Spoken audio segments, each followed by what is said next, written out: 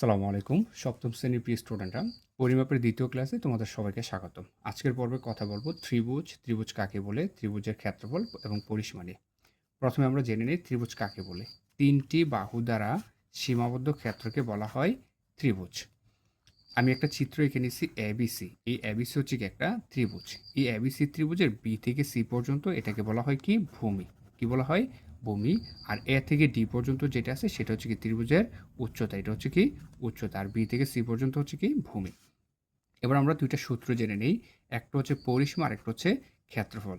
পরিসীমার সূত্রের আগে আমরা জেনে নিই যে পরিসীমা জিনিসটা আসলে কি। এই যে এখানে এই এবিসি ত্রিভুজের কয়টা বাহু আছে? তিনটা বাহু না? একটা হচ্ছে এবি বাহু, আরেকটা হচ্ছে বিসি বাহু, আরেকটা হচ্ছে কি এসি বাহু। এই তিনটা বাহুর যোগফলকে বলা হয় ত্রিভুজের পরিসীমা। তার মানে সংজ্ঞাটা আমি এভাবে বলতে পারি যে ত্রিভুজের তিন বাহুর যোগফলকে ত্রিভুজের পরিসীমা বলা হয়।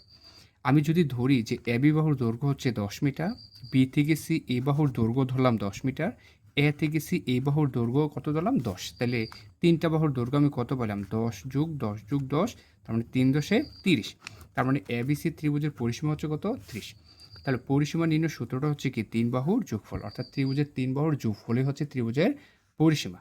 2 নম্বর হচ্ছে জানবো ক্ষেত্রফল। ক্ষেত্রফল নির্ণয় সূত্র কি? হাফ ইন্টু ভূমি ইন্টু উচ্চতা। এবার আমরা বইয়ের 7 নম্বরে যে প্রশ্নগুলো আছে এগুলো দেখে নিই। 7 কয়ের যে প্রশ্নটা সেটা হচ্ছে একটা ত্রিভুজের ভূমি দেওয়া আছে 10 মিটার, উচ্চতাও দেওয়া আছে 6 মিটার, সেখান থেকে ক্ষেত্রফল নির্ণয় করতে বলছে। তাহলে আমরা কি করব? প্রথম হচ্ছে লিখব যে দেওয়া আছে ভূমি কত মিটার? 10 মিটার, উচ্চতা দেওয়া আছে কত মিটার? 6 মিটার। তারপর কি লিখব? যে আমরা জানি ত্রিভুজের ক্ষেত্রফল। ক্ষেত্রফলের সূত্রটা বসাবো হাফ ইন্টু ভূমি ইন্টু উচ্চতা। তারপর হাফের জায়গায় হাফ, তারপর ভূমির জায়গায় ভূমির মান বসাবো। ভূমি হচ্ছে কত? ভূমি হচ্ছে 10। তাহলে এখানে বসাবো কত? 10। আর উচ্চতা দেওয়া আছে কত? উচ্চতা হচ্ছে 6। তাহলে এখানে বসাবো 6।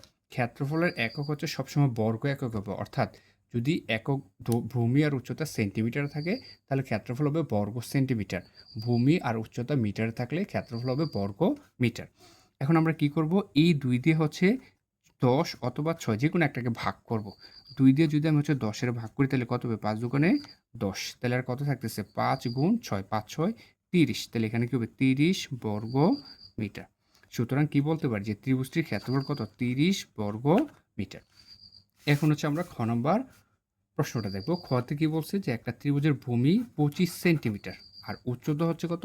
14 সেন্টিমিটার। তাহলে আমরা কি লিখব? যে শুরুতে দেওয়া আছে ভূমি 25 সেন্টিমিটার, উচ্চতা হচ্ছে কত? উচ্চতা হচ্ছে 14 সেন্টিমিটার। তারপর কি লিখব? যে আমরা জানি ত্রিভুজের ক্ষেত্রফল। ক্ষেত্রফলের সূত্র হচ্ছে কি হাফ ইন্টু ভূমি ইন্টু উচ্চতা। তারপর হাফের জায়গায় হাফ। এখন কি করব? ভূমির জায়গায় ভূমির মান বসাবো। কত দেওয়া আছে? 25।